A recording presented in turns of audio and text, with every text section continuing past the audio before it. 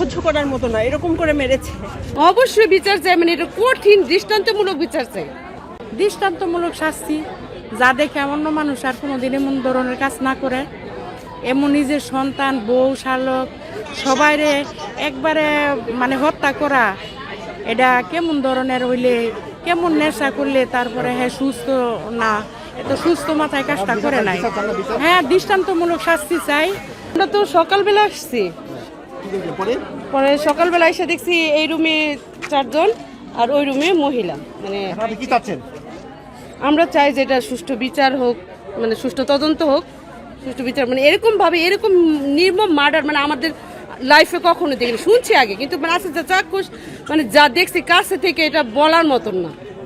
মানে এরকম ভয়াবহ ঘটনা মানে দেখিনি কোনো সময়। অবশ্যই বিচার চাই, মানে এটা কঠিন দৃষ্টান্তমূলক বিচার চাই।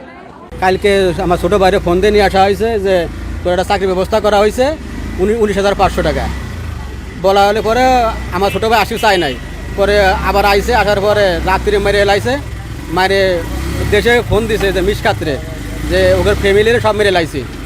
মিসকাতে আবার ওর ওয়াইফরে ফোন দিছে যে এরম শারমিনীর পরিবার সব মেরে লাই হয়েছে, তুমি ওকে জানাই দাও। পরে সকাল 6টার সময় আমাকে জানা হয়েছে।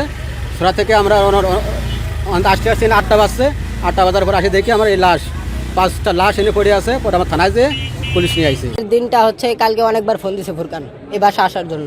তো এর আগে 2-3 দিন যাবত তার লগে কথা হইতেছে। ফোন দিয়া বলে যে তোর লেগে চাকরি ঠিক করছি, তুই এই জায়গায় আসে চাকরি কর, তোর নাইট ডিউটি করতে কষ্ট হয়ে যায়, আমার চায়না কোম্পানি তোর চাকরি দিব, 8টা থেকে 5টা পর্যন্ত ডিউটি। তো এই কথা বলে কইছে 20,000 টাকা বেতন। তো আমার মামা আর বলছে কি যে যেহেতু মামা বলতেছে যে 20,000 টাকা বেতন চাকরি না হয় তোর বসা বেড়ে টাকা দেবো আমি, তুই আয়। তো এই কথা শুনে সকালে আসার কথা বলছে, কইছে সকালে এসে সারাদিন ঘুমাবি, শনিবার দিন তোর চাকরিতে নিয়ে যাবো। তো এই কথা বলে মামার ভোটার আইডি কার্ড আমি বাইর করে দিছি। মামার 4-10 সব ভুলে থুয়ে আইতেছে, সব আমি যাই লই দিছি যে মামা তোমার ভোটার আইডি কার্ড, মানে ভোটার আইডি কার্ড আমার কাছে ছিল। তো এইগুলো আমি বাইর করে দিছি। দেওয়ার পরে মামা রাত্রেবেলায় যে আসে, আসার পরে এই ঘটনা সকালবেলা আমি জানতে পারি। তো আইসেই মনে করেন যে আমি সকালবেলা ঘুমাইতেছি, আমার মা আলো ফোন পাই, যে খালি শুনছি মামার কথা, আমি এক ফাল দিয়ে উঠে গেছি যে মামার কী হয়েছে। কয় আমার মানে মাই কান্দি দিচ্ছে, যে সময় শুনতে তো রসুল্লি খুন করেছে, মামারে মারবো কেটা, সেই মানুষ মনে করেন একা 2-3টারে বেড়ে আর সেই মানুষে মাইরা লাইছে। এই কথা শুনে মনে করেন যে আমার আর হুশ নাই। ঘুমের তো উঠে আমি কই আগে ওই বাড়ি ছিল, ফুরকানরে ফোন দেয়, ওর ফোন বন্ধ, মামারে ফোন দিয়ে ফোন বাজায়, ফোন ধরে না। আমার আব্বা না মামা এই দিকে তো ফোন দিয়েছে মামার দেয় যে মামা ফোন ধরে নাকি, মানে গেটের বাইরে। আমি ঢুকে দেখি মনে করেন যে দরজা খোলা, মানে ফার্স্টে ডাক দিছি, কোনো উত্তর পাইনি। উত্তর না পাই নিচের দিক তাকাইছি, দেখি যে তাদের ফুরকানের স্যান্ডেল রয়েছে নিচে। তো এটা দেখে আমি আবার আব্বার ডাক দিছি, আব্বাই দিকে আসো ঘরে আছে মনে হয় ওরা, মানে ওর ধরার লেগে আমি ডাক দিছি যে ও ফুরকান ঘরে এন্ন রয়েছে, মানে যাইতে পারিনি খুন টুন কইরা।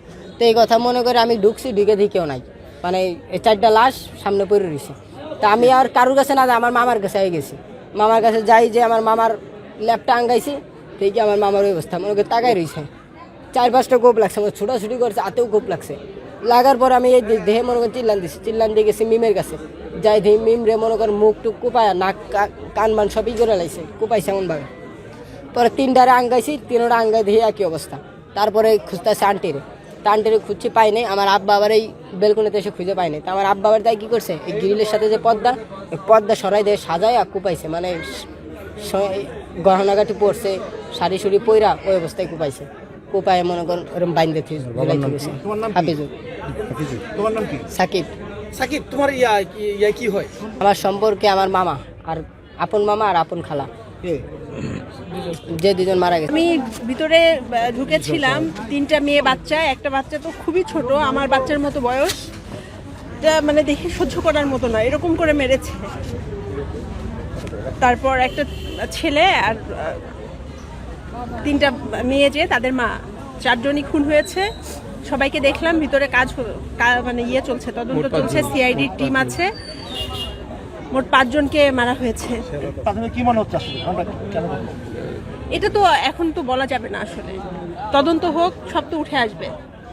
মৃত্যুর কারণটা কি হতে পারে, কি মনে হচ্ছে এখানে, আপনি কি জেনেছেন এখানে? এখন আসলে কোনো মন্তব্য করাই ঠিক না, যেহেতু তদন্ত কার্যক্রম চলছে, চলুক।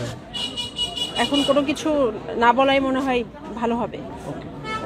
ঠিক আছে। আজ সকাল আনুমানিক 8টার দিকে আমরা একটি সংবাদ পাই যে কাপাসিয়া থানাধীন সদর ইউনিয়নে একটি ভাড়াটিয়া বাসায়, এই বাসায় রক্তাক্ত মরদেহ রয়েছে 5টি, এরকম একটি সংবাদ আমরা পাই। এবং ঘটনার সংবাদ পাওয়া মাত্রই আমরা জেলা পুলিশের ঊর্ধ্বতন কর্মকর্তাগণ এবং আমাদের সম্মানিত পুলিশ সুপার স্যারের সাথে পরামর্শ করে তার দিক নির্দেশনায় আমরা ঘটনাস্থলে এসে কাজ শুরু করি দ্রুত। আমরা ঘটনাস্থলে যেটা দেখতে পাই যে 5টি রক্তাক্ত মরদেহ রয়েছে এবং এই পরিবার তারা হচ্ছে একই পরিবারের সদস্য। এই একই পরিবারের সদস্য, এই সদস্যের যিনি এই বাড়ির যিনি গৃহকর্তা তার নাম হচ্ছে ফুরকান। তিনি পেশায় একজন গাড়ি চালক, তার বাড়ি গোপালগঞ্জ জেলায়। তিনি এইখানে তার 3 সন্তান এবং স্ত্রীকে নিয়ে ভাড়া বাসায় বসবাস করতেন। ঘটনার পর থেকেই এই ফুরকান পলাতক রয়েছে। এজন্য আমরা ধারণা করছি যে এই ঘটনার সাথে ফুরকানের সংশ্লিষ্টতা থাকতে পারে। এখানে কোনো আলামত পাওয়া এখানে আমরা অ্যালকোহল জাতীয় কোনো কিছু পাইনি, কিন্তু অ্যালকোহলের খালি একটি বোতল আমরা পেয়েছি। দেশীয় মদ যেটা বিক্রি হয়, সেই দেশীয় মদের একটি খালি বোতল রয়েছে। আর সাথে আমরা ভিতরে যেটা দেখেছি একটা বড় কোকের বোতল রয়েছে, কোকাকোলা। এই কোকাকোলার বোতলে কিছু কোক রয়েছে। সেই কোকের মধ্যে কোনো প্রকার অ্যালকোহল মিশ্রিত রয়েছে কিনা সেটা কেমিক্যাল অ্যানালাইসিস করার জন্য আমাদের বিশেষজ্ঞ টিম রয়েছে। তারা অ্যানালাইসিস করলে আমরা বলতে পারবো। এখন কি মনে হচ্ছে আসলে হত্যাকাণ্ডটা কেন হলো আসলে? হত্যাকাণ্ডটা আমাদের কাছে প্রাথমিক অনুসন্ধানে যেটা মনে হয়েছে, এটা পারিবারিক কলহ, পারিবারিক দ্বন্দ্বের কারণে এই ঘটনাটা ঘটে থাকতে পারে। পুলিশের কাছেও রয়েছে এই সংবাদটি আমরা ভেরিফাই করতেছি। এটা আমরা যতটুকু প্রতিবেশী এবং আত্মীয় স্বজনদের মাধ্যমে জানতে পেরেছি যে তার বাড়ি যেহেতু গোপালগঞ্জে, এইখানে ঘটনা ঘটানোর পরে তিনি গোপালগঞ্জে একটি জায়গায় ফোন দিয়ে বলেছে যে আমি এই হত্যাকাণ্ড ঘটিয়েছি এবং পালিয়ে যাচ্ছি, কিন্তু এটা এখনও এই ভেরিফাইড না। আমরা যাচাই বাছাই করছি কার কাছে বলেছে, কোন ফোন নাম্বার থেকে বলেছে, এটা ফুরকানি বলেছে কিনা, এগুলো কিন্তু যাচাই বাছাই করার দাবি রাখে। এখনো তো ইতিমধ্যেই আমাদের পুলিশ হেডকোয়ার্টার থেকে শুরু করে রেঞ্জ ডিআইজি অফিস থেকে শুরু করে আমাদের এসপি অফিস এবং আমাদের সিআইডি টিম, আমাদের ডিবি টিম, আমরা প্রত্যেকেই মাঠে আছি। জেলা পুলিশের টিম সবাই মাঠে আছি, সবাই কাজ করছি। আমরা আশা করি যে খুব দ্রুততর সময়ের মধ্যে সন্দেহভাজনকে গ্রেপ্তার এবং এই ঘটনার সাথে যদি আরও কেউ জড়িত থাকে সেটাও আমরা জানতে সমর্থ হব।